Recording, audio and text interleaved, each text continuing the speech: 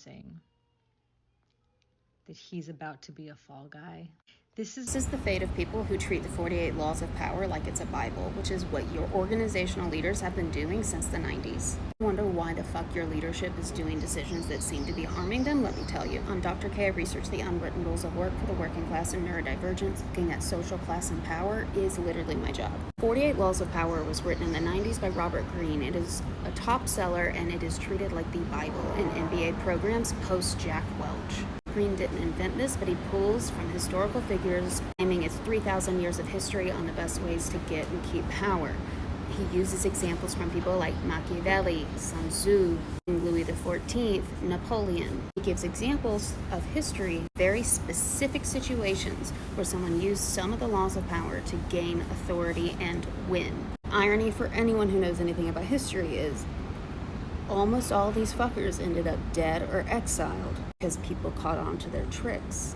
Legacy isn't a good one, and their empires collapsed. It's interesting to me as someone who looks at the unwritten rules of social class and the impact they have on people and organizations. I just wrote a book on my past decade of research where I talk about the impact it had on the workers and the impact it had on the organizations, and I also give case studies showing when organizations have won and when they have not, and when they've course corrected. What we see is leadership is influenced by what is considered national leadership. I made a video about this a few weeks ago. It's no coincidence that as we are seeing Trump bully the world from the White House, that your bosses feel entitled to layoffs, toxic work environments. These go together. The same things that brew, that allow someone like Trump to be elected into power, are also the things that get assholes promoted in your organization.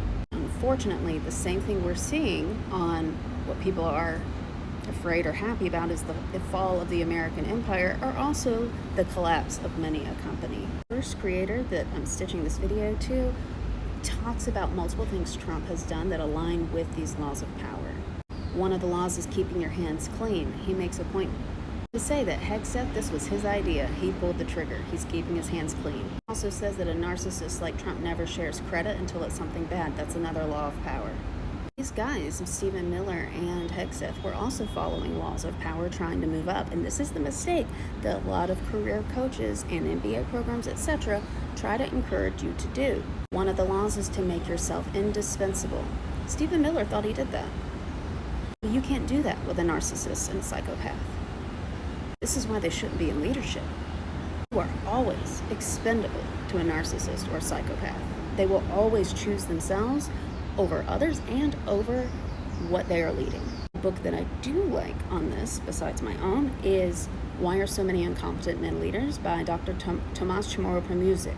He talks about how what we have glorified as leadership in recent decades is actually psychopathy, and it destroys organizations, and, since America only cares about this, reduces shareholder value. Hegseth is a good example of law number 3. Find a thumbscrew and screw him. Pete Hegseth is a fucking idiot. Trump played on his own narcissism of that Pete Hegseth thinks he finally got revenge on the military for kicking him out all those years ago for his white supremacist tattoos, and now he runs the Pentagon. He was just a pawn.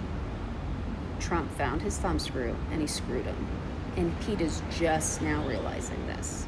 Number 7 is take credit and distribute the blame. This is what Trump always does. He has credit for deportations when it's good.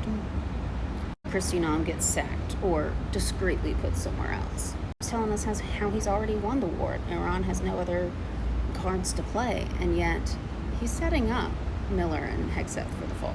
The point I'm making here, let me tie this back to organizations, because as I've said on my Substack, while I try to be an informed citizen and vote and don't vote for these fuckers, my expertise is in organizations, not necessarily geopolitical politics. So let me tell you where I find this useful in the workplace. Recently, on a group coaching call in my school community, where once a week I have live group coaching, someone who's also been a one-on-one client popped in.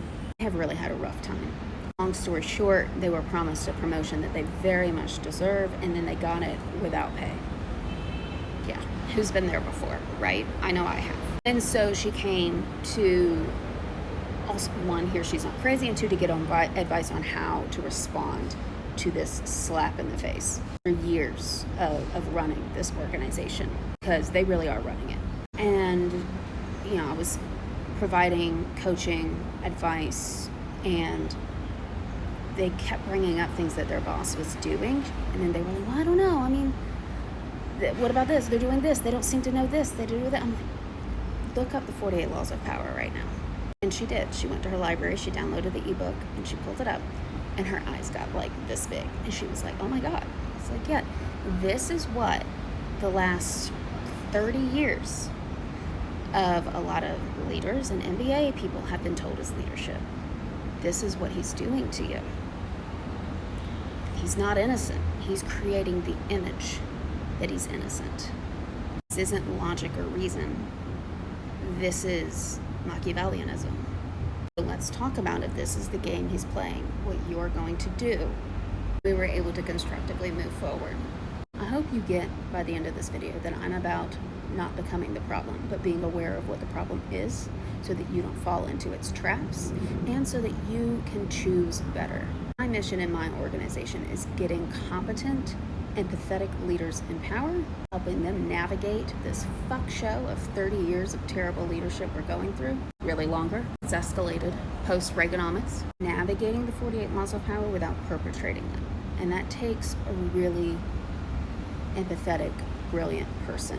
And I don't just believe, I know that organizations and business run better when you don't have this shit going on. Because something the 48 Laws of Power never, ever, ever tells you is what the result of this work is. It just shows you many examples of how somebody won one battle. Usually, almost all war examples. It doesn't show you how you keep a business running. It doesn't show you how you keep a nation running. To navigate this without becoming it requires support and reality checks, and that's why I start my coaching program with how to climb the ladder without leaving yourself behind. Because I'm not interested in living in a world with more psychopaths in power and helping them get there.